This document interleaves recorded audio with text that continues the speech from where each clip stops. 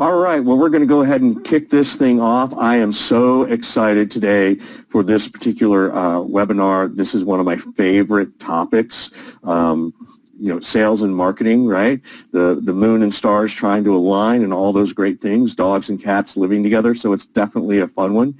And the best part about this particular webinar for me, based on the content I've already seen, is we're going to talk about data. We're not going to talk so much about just the hunches. We're going to put some proof to the pudding on this one. So without further ado, we know that the sales and marketing world is shifting. And it's shifting very, very rapidly these days. There is a much greater sense of urgency for sales to align with marketing and marketing to align with sales.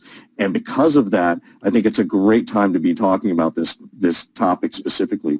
I'm very excited to be joined by Andrea Austin of InsideView, the VP of Enterprise Sales over there, and to talk about the 7 ways to get marketing aligned with sales goals. And I bet you could even turn that around, Andrea, to say, the 7 ways to get sales aligned with marketing. So I'm very excited with that. So without any further ado, I'm going to sort of step back, let Andrea do her thing, and then we'll ask some questions throughout the presentation. But again, if you have questions through the webinar, please put them into the chat screen. We're more than happy to have Andrea address those questions. So Andrea, I'm turning it over to you. Thank you so much, Richard. I appreciate it. I'm going to go through, at InsideView, and frankly, even with my historical background, we really focus on actionable activities. And so we recently published a white paper called Crack the Code on Sales and Marketing Alignment. And out of that white paper, we're really making recommendations, because all too often I think we read white papers and we have blog posts or other types of things that really don't give us anything that's actionable. So the approach that we took is, let's actually go out and talk to our customers and our prospects and our network and find out what's going on out in the market, and how can we actually, frankly, even ourselves, pivot around how are we going to actually make these things actionable. So the reality is that sales and marketing alignment is not a new issue. This is something that we've been living with, I think, since we all started our careers. And myself, I think anything past 20 plus years in a profession or a craft is enough said. And so I've been in this 20 plus years. And I think the thing that we all ask ourselves is that, other than making it a nice working relationship and you can do some kumbaya activities, why does this actually matter? And so I think the important thing is to ask yourselves, why should you care that sales and marketing misalignment is an issue for you? And so from our perspective, we actually take it back to what do most companies care about? And in that perspective, it's revenue. We all care about the revenue impacts of the decisions that we make day to day. And I think we sometimes get preoccupied with, the tools that we're using and the processes and the people. But really, when it all comes down to it, it boils down to revenue. So one of the things that we do is, again, we like to look at not just our own data, but taking a look at what's out in the market. And so if you think about the sources that are referenced on the bottom, the impact of alignment is, if you're actually closer aligned, you have a 24% chance to have faster revenue growth. And we all know that time to revenue, many of us that are in the SaaS business model or services business model, we're paid as services are consumed, and it's more, while you sleep type of mechanism, which means you earn your business every single day through the interactions. And so you want faster time to a booking, which drives to quicker revenue. 36% increase in customer retention if you're actually aligned in marketing. And we'll talk about some of the things that we've done here at InsideView. And that's really around not just marketing to top of funnel, but marketing throughout the funnel, making sure that our customers understand and have awareness into how we're growing and stretching as a company, because we all start off doing something that's very specific, but hopefully we evolve into something that's more holistic and robust. And then, frankly, the bottom line is we should be driving to higher close rates. And so, in driving to revenue, if you can be closer aligned, we're seeing a 67% higher close rate in the opportunities that are in the funnel. And again, part of that is not just things that are in the top of the funnel, but actually influence deals through the life cycle of that funnel. And we'll talk a little bit more about that as we get going. So let me just reference the white paper that I referenced as we started. We actually did a survey out to the general market. We had about 1,000 respondents, Interestingly enough, it was a very healthy mix of sales, marketing, and other. We tend to see the other being operational types of roles.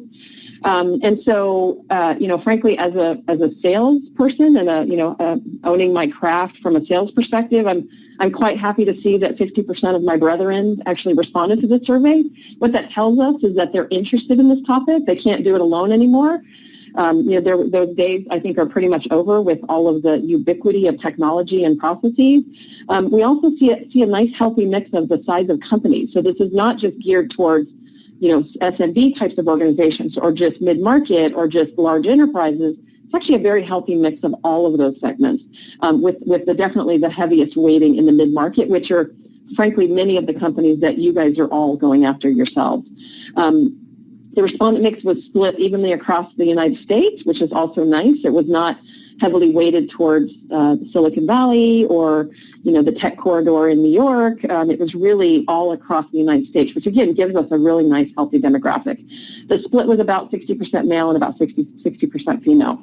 So from a respondent perspective, it's actually a nice mix of what's going on out in the market. I think too many of our surveys that we do today and we see are weighted in high tech or they're weighted in financial services. This was quite a mix across all of the different segments. So in the survey, we asked a lot of different questions. I'm going to go through a few of those today, and then we'll get down to the very specific steps. One of the things that we did is we actually asked, what do you think are the biggest challenges in aligning sales and marketing? So, not just doing it on our own suppositions, but putting it out to the greater market. We actually also have done this when Tracy, our CMO, and myself have done speaking engagements.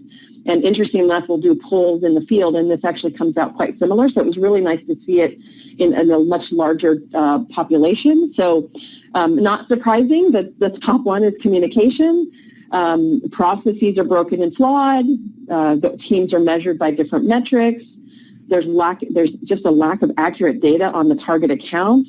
Reporting challenges, lack of common prospect and customer data, and then lack of accountability on both sides. So really, when you're not accountable, at least on a couple of metrics together, it's definitely going to create, different plates of acknowledgement, and handoffs become much more tense.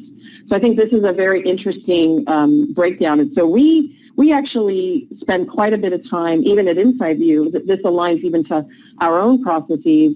I really believe that 50% metric in communication is so much of what we experience in the misalignment. There's a lot of blame that goes on. There's, lack of understanding of the other function. And so I think there's just some of that comes out, and I think it's thread through all of these different answers that we saw. So, if you get down into some of the additional questions that we asked, we really asked the respondents, what is it that you need from each other? Because sometimes if you align to what the needs are, you're going to get a better perspective of, what's going on between the different teams. And so when we ask sales, what do you need most from marketing? I think no one's probably surprised. They would like better quality leads, not just quantity, but quality. And that's actually quite nice. More leads, that's the quantity question. Competitive intelligence or information about the competitive environment that we're in, about 40%, and then brand awareness, right? Being able to call into an organization and not get blank stares if you're talking about your organization. When we ask marketing what they need from sales, there's a lot of effort spent on creating those leads, so we'd like better lead follow-up. We'd like you to use the systems that we're putting out there. The CRM, obviously, is an example. Tracking the activity in the Salesforce or in your Dynamics environment or whatever CRM that you're using. And then to provide feedback on campaigns. That's a component of that communication and some of the process. And then, frankly, use the messaging and tools provided by marketing. We actually really get into the conversations around what are the messaging, what are the tools that we're using. And so as an example, taking all the effort that the product teams and the marketing teams put into creating content, messages, email templates, and activities, and pushing those through the process. Many times sales people like to use their own stuff, and so if they don't actually kind of align to the company messaging, then why is marketing spending the time on those types of activities? And so on some of the campaigns, really providing activities around, is this working, doing A/B testing, letting the salespeople try different types of messages, but getting those messages and actually putting those into use. So those are some of the things that we asked and some of the feedback that we received on those specific elements. One of the, to make it light, we actually spent a little bit of time having some fun. So we asked questions like, how do you really feel about your relationships? And there were a series of questions that we asked here, and we didn't actually put in all of the different elements, but these were a couple that were quite interesting. We asked sales, how would you describe your relationship with marketing? The salespeople, over 50% of them responded it was excellent or good. We asked marketing, how would you describe your relationship with sales? And they said 77% felt it was excellent or good. Some of the fun stuff that I referenced is we asked about stereotypes on both sides of the walls. There's always the joke that marketing is focused on colors and planning events and party planning. And then there's the sentiment on the marketing side that salespeople are a bunch of mavericks or coin operated. And so it's nice to see that those numbers are not as broad strokes as they historically have been. And I think one of the things that we saw in our study is also that there's a healthy respect for the difficulty of each other's roles. There's not the sentiment that, I could easily do marketing's job or the marketing team, I could easily do sales' job. I think there's a more healthy respect across this 1,000-person respondents that there's a much more, I think, cognizant awareness that it's not as easy as it looks from the outside in. So I think that's a nice perspective that we saw. One of the things that, as we looked at all of the different elements, and I do encourage you guys to reach out to get the white paper so you can understand it a little bit better, but we actually took a look at and we grouped our all of the queries into the leaders and the laggards. And so on this slide here, we talked about when you're aligned, the teams actually focus on what matters most. I alluded to this a tiny bit. Leaders, in the leaders quadrant, they're focusing more on lead quality, not just on the quantity, which we see a lot more on the laggards. That's a transactional type of need when you're in the laggard category. Just give me more leads and I'm going to pump through them. In the leader category, you're definitely focusing on, are these the right leads? Are these winnable leads? And that's just such a healthier perspective. The leader category, they focus on pipeline much more frequently. So there's not the, salespeople think that marketing and sales are aligned or getting together like once a quarter during a QBR, and marketing says, oh no, we're meeting regularly. The leaders really are meeting regularly. So they're talking about pipeline. They're looking at things that are not just top of funnel, but deeper into the funnel. One of the things at InsideView that we do is a couple years ago, we only focused on top of the funnel activities for marketing. And in the last year, we've really clicked down on measuring very specifically sourced leads and then influenced leads. And that's really important because it's allowing us to dig deeper into the pipeline to say, can we actually shorten our sales cycle by influencing deals once they're in motion? And that allows the customer to say, oh yeah, no, we need this because I sense an awareness out there and it will move deals much faster through the process. Working on lead scoring together, I think too often in the profession of sales, we're really focused on just give me the lead and just give me good quality leads, but we don't actually know, nor do we participate in defining what is a good lead. How do we actually score that? And different lines of your business may need different types of lead categories. When you're a more transactional kind of SMB model, you may just want leads to flow in based on certain categories. When you're enterprise, you may just want to get into an account. So I like to jokingly refer to that as just give me someone who can fog a mirror. And then we'll go and create the pain and create the opportunity.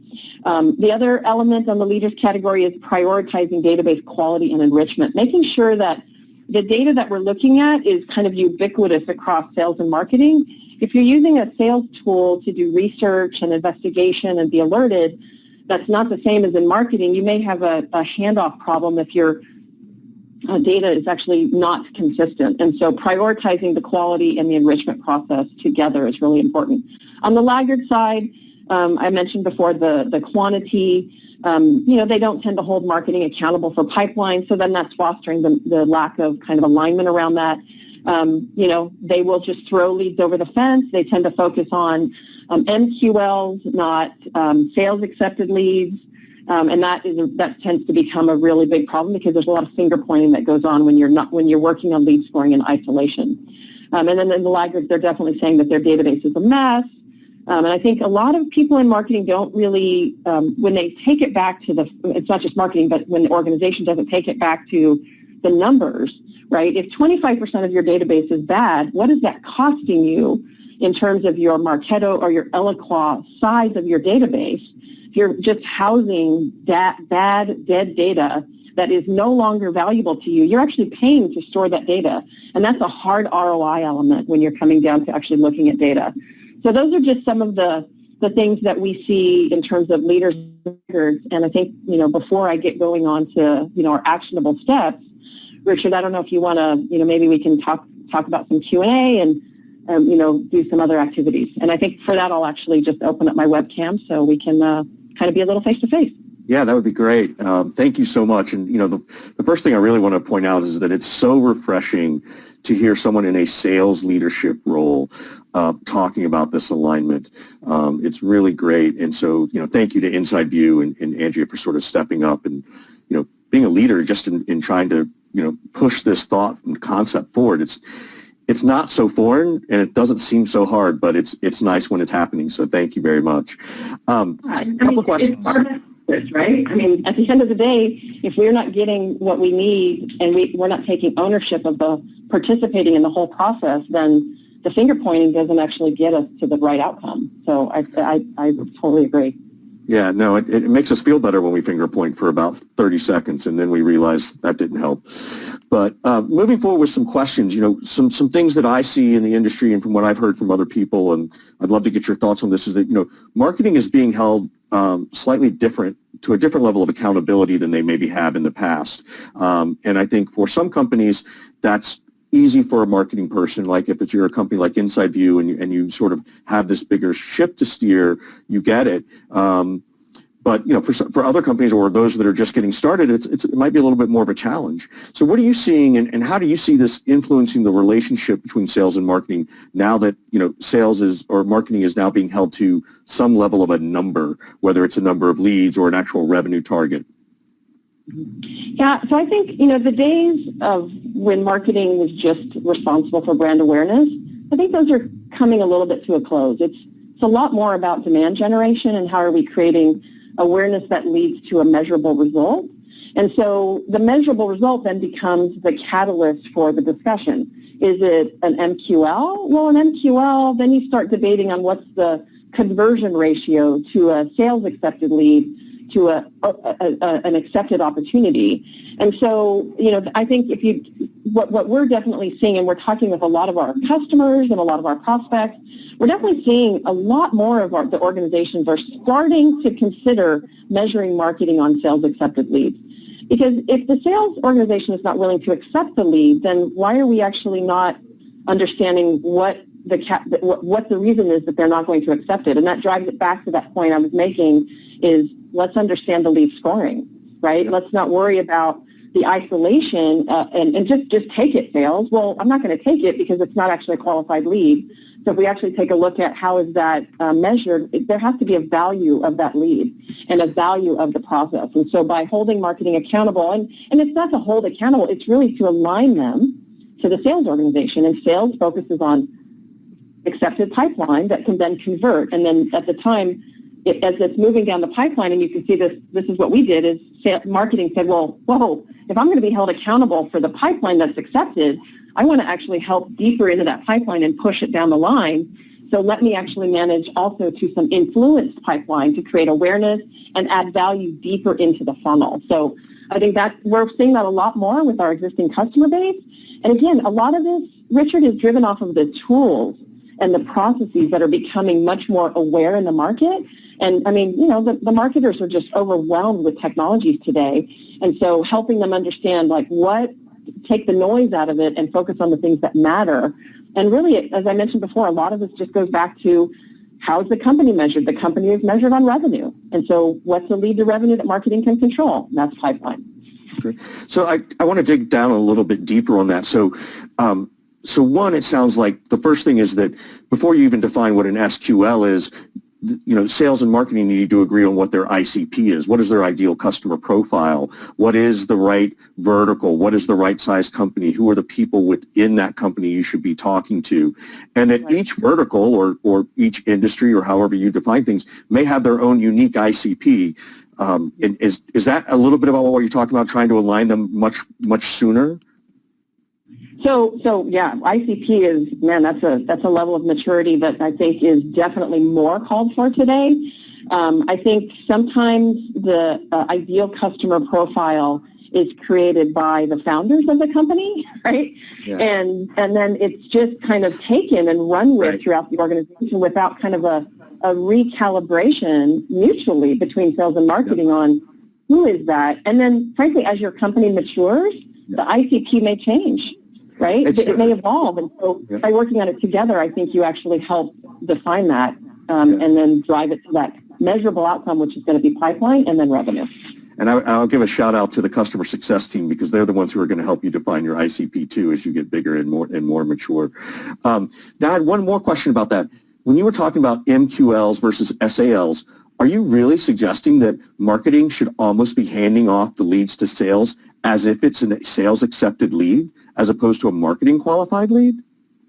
No, that's not what I'm saying. Okay. Well, what I'm saying is that I think there needs to be a better awareness. I think marketing needs to still care about the MQLs, right? What is the derivative from a campaign or an event or an activity, a webinar like this today? Like what are we expecting from this? And that's an MQL. And then we work on what are the mechanisms that we have to the process to actually convert those into opportunities, right? Which goes back into that lead scoring and understanding that the MQL needs some nurturing through the process to actually get it to a point where it's ready at a point in which sales can take it and run with it. Because the last thing you want are your, I being in sales, I feel like I can say this, but your ADD salespeople to dig into an opportunity and it's not really ready yet. That's just kind of a waste of their time, and it distracts them from pushing things deeper into the pipeline that are actually ready because now they're working on the early part of the funnel and actually warming it back up or nurturing it in the sales cycle. And so I think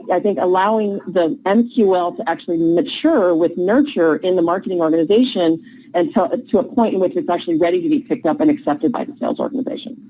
So I still think there's a reason for MQLs. I just think at the point of sales accepted lead, you need to work on that definition together. Good, I agree. I'd fight back on your ADD, but I was busy focusing on some text that came in or some shiny penny that floated across my desk. So sorry about that. So SLA or not SLA, right? Like that's one of the words we hear all the time. What's your SLA? Do you have an SLA? How are you seeing that, at this stage, maybe at your maturity level, or maybe someone who's not, doesn't quite have all the resources that InsideView has?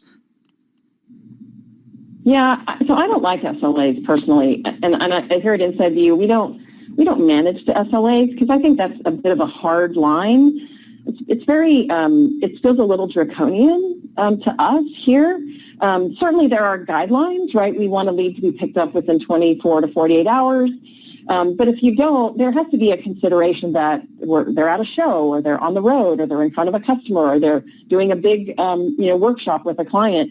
So I think having the guidelines, but managing to an SLA where there are triggers and flags and alerts that pop up, it just feels very heavy. And what it does is it actually decreases the reasons to actually communicate and have established processes that are agreed upon between both organizations. I think SLAs are somewhat of that, if you even look on the slide, that hard line, the jagged line. SLAs actually, I think, sometimes can breed, pointing to numbers and statistics instead of talking about, well, why aren't you able to get to it? And why isn't it ready for you to be picked up? And I think it can break down some of the communications. Yep. But I'm also just not a big fan of SLAs. I think they're somewhat they're paper measures without the ability to actually go in and understand why things aren't happening the way they should be. It's not to take away from the process and to set guidelines and boundaries, but there's always going to be exceptions. And I do believe that you have to have rules to allow for exceptions. Otherwise, the exceptions become the rule. But hard boundaries on SLA, and maybe just the term SLA kind of makes the hackles on the back of my neck rise up. All right. What about, so this is a fun one too, and I this is definitely a cats and dogs situation, but Who owns data quality in the CRM, sales or marketing? I mean, don't they both own the data between the organizations? And I think that we're definitely seeing the sales operations and marketing operations start to be either the same team or definitely working much closer together and engaging much more actively. Certainly, I think it's a operational function of both sales and marketing. But the data, the handoffs, and we all know in any process, the handoffs are where the tension exists. And if that tension is allowed at the company level by having different data providers, different processes, different tools, at InsideView we use Salesforce and Marketo, and they actually, no lead gets created in Marketo that doesn't sit in Salesforce and vice versa. And so just by managing to that specific process at an operational level, it kind of breaks down that need to have the finger pointing going back and forth on who owns, you own this, no, I own that. Now, different elements of that data are owned by the different teams, but you actually need to manage to so go back to the lead to revenue process, right? And how do you take that initial interest and convert it all the way through the sales cycle? You have to take that high-level interest and enrich that data and push that back to the sales organization, but the enrichment process should actually be shared across both of the organizations. So again, using data ubiquitously across the organization. So I think it's a shared responsibility. Maybe different elements are owned by the different teams, but I think that's an operational maturation that has to happen. And frankly, when you're a younger company, your head of sales and your head of marketing have to agree on certain types of things. And then as you mature, you get into sales ops and marketing ops. Yeah. So, yeah, and I agree. And I think that difference is sort of leading to the next question, which is, we all know sales and marketing are different animals, right? One of us is a land animal. The other one's a water animal. I don't really know which is which. But what advice can you give to marketing people about working with sales and our ADD-ness? And conversely, what advice can you give to sales to, better align with marketing? Yeah, I mean, for me, it's actually really simple. It's stop blaming, right? There's such a blame that goes on, and it's an us versus them, and they don't understand. So, I certainly work with my marketing colleagues, and, we seek to understand why is something happening versus immediately blaming. It doesn't mean that my head doesn't pop off my body now and then when I'm frustrated and I, pound my fist on the table, but it's certainly intended with the spirit of understanding why something is happening. And I really don't lose my steam unless it's happened over and over again. And that is, I think, incrementally frustrating to sales and marketing, right? That is dually frustrating if sales marketing keeps passing leads over and we don't follow up on it. And if marketing does something and then keeps repeating the same mistake and the lead gets lost somewhere, I think that's just going to continue to create tension. So I really believe that we have to allow for the teams to kind of work together on those types of things and not blame each other. You have to seek to understand and not blame. And that's one of the, you're kind of leading to my next slide, which is getting into the steps, because that's a really important one, because we are different animals. And I think, as I mentioned in the study that we talked about and that we did, we did highlight in that, and it came out through the respondents, that there is a more healthy respect than I think used to exist ago, even as quick as just a couple of years ago. That there was that I could do sales' job, and marketing's like I could, I could do marketing's job better than they can. And so I think there's just a healthier respect now that those are both hard jobs. So I wonder if it makes sense for me just to kind of go to that slide. Yeah, let's go ahead and move on. Yeah, let's do that. Yeah, so for us, to help drive alignment, and again, these are things that came out of the study, and frankly, based on our experience, based on those big respondents of the big sections that are challenging, focus on communication. InsideView, we actually run a weekly meeting called Smarketing. And so, just by its nature of the name, I mean, it's kind of cute and quirky, but we actually blend the sales and marketing teams. And I go to that meeting, and Tracy goes to that meeting, our CMO, and then our directs go to those meetings. And we actually talk about the processes, we query activities. We really look at a window of 6 weeks. It's typically 4 weeks, the 2 weeks right in front of us, 2 weeks ahead, and 2 weeks backwards. And that actually allows us to talk about things, work on processes. It's at a higher level, and what it doesn't do, and it actually allows awareness and quick discussions. And frankly, what I think find most funny, and I know this is true, it's marketing's ability to actually placate us sometimes in sales. We have great ideas in sales that are just not fully thought out, and frankly, we're sometimes, somewhat simplistic because I like big animal pictures. I think if I can think it, it's actually possible. So it allows us to put it out there, and marketing gets to say, what a great idea, sales. We're going to put it in the good idea folder. And we'll get to it at some point, but here are all the other things that you have us working on, and we're working on together that are driving to these agreed upon results. So let's actually decide where does that fit into the bigger picture. And so it allows us to focus on that communication, review the processes, creates that mechanism to understand why something is happening. And sometimes we talk about a show, we deep dive on that. Sometimes we'll talk about specific segments or industries. We'll talk about campaigns. And so I think those first three things are really important. I think that third one is a cultural aspect of the company. Some companies are a little more oriented towards just get stuff done, focus, and it kind of moves you past the ability to take a breath to understand why something is happening. So I really encourage companies to seek to understand and not blame. Putting lead quality before quantity. Does it really matter if you have 100 leads pumping in? Wouldn't you rather have 50 that are of the right quality and of the right size that you can work and convert into bigger deals and at a quicker pace? Quantity can actually slow you down because I feel like sometimes it's a distraction. You need to enrich your prospect data. If you're not making sure that the quality that comes into your processes is of the right status for your business, I think you're actually doing yourself a disservice, and it's another distraction. We talked quite a bit on aligning on pipeline, and the last one is just to make sure marketing has skin in the game. We all know that salespeople, there is no question how sales is measured. It is so clear. And anytime people on my team get themselves all wrapped around the axle on something, I'm like, how is that helping you deliver your revenue goals?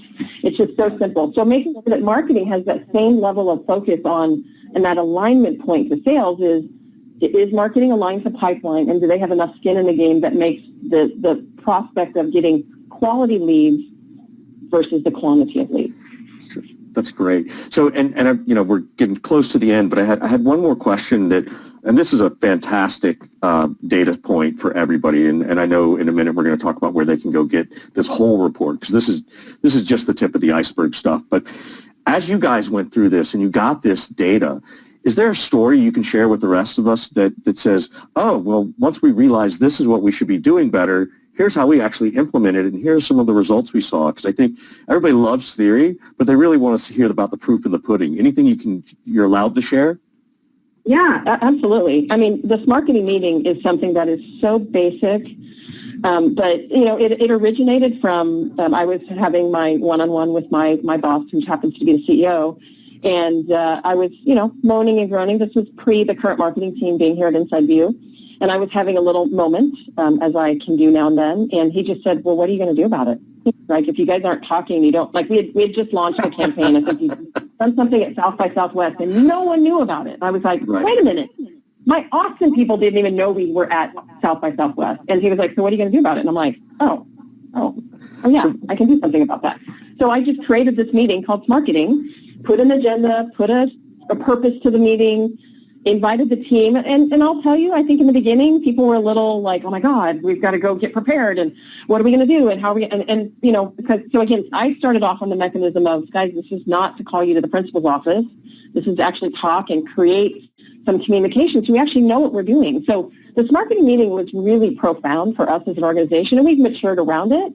We've actually tapered it from weekly to biweekly now, but I will tell you, there are some things that tactically we do. We now have a shared Google Doc marketing calendar that we actually look at that 6-week window. So that's, again, that's a simple process that we check in on, and we put down levels in subsequent meetings with the people like demand gen and sales development. They dig in and kind of figure out campaigns and processes. I will tell you that review the processes on the lead scoring completely changed the way we look at lead scoring, because it was a black box previously. And so now we actually do it together. So the ownership is much more acute on the sales side. So when that lead comes through, and if it doesn't flow accordingly, my head of sales development, she loses sleep, right? She's on the phone calling her peers over in marketing and saying, what are we doing about this? And, so that actually helped create I think, a quicker timeline to resolution versus the leads dropping on the floor. And if you're spending $5,000 on a lead, which, if you actually measure the true cost of your leads, it's probably close to $2,000 to $5,000 to $7,000 a lead. That's expensive stuff to be dropping on the ground. So those are just a couple of things that we did, and I'll tell you, it's really transformed the relationship between sales and marketing. There's not a lot of stuff that goes on that sales is not aware of. And frankly, I'll tell you, Richard, sometimes just getting our creative ideas out of our brains, it just placates us to a degree that allows us to say, oh, I'm actually being heard. Maybe it doesn't get acted on immediately, but at least it's out there, and it probably flows into a context. One of the things that I have to say our demand gen team has done such a good job is they're now doing A/B testing because we're talking about it, right? We're brainstorming activities, and it really allows us to, create the activities. And some of that is data-driven, right? We're saying companies of this size, try this message, industries, try these different messages. And so, that really gives us the opportunity to kind of synchronize and, try things that we weren't able to try before. Great. And I've got a question that came in from the audience about this marketing meeting, right? And again, you guys how long have you all been doing this marketing meeting? It's been about a year and a half. Okay. So take a step back, right, and think about these people who are listening going, okay, I want to employ this marketing thing. What should the agenda for, a first-time marketing meeting be? Give some people something they could, maybe not everybody wants to do one, but clearly someone does. What should they do in the first couple of marketing meetings? What does an agenda even look like so that it doesn't become one more meeting on the calendar?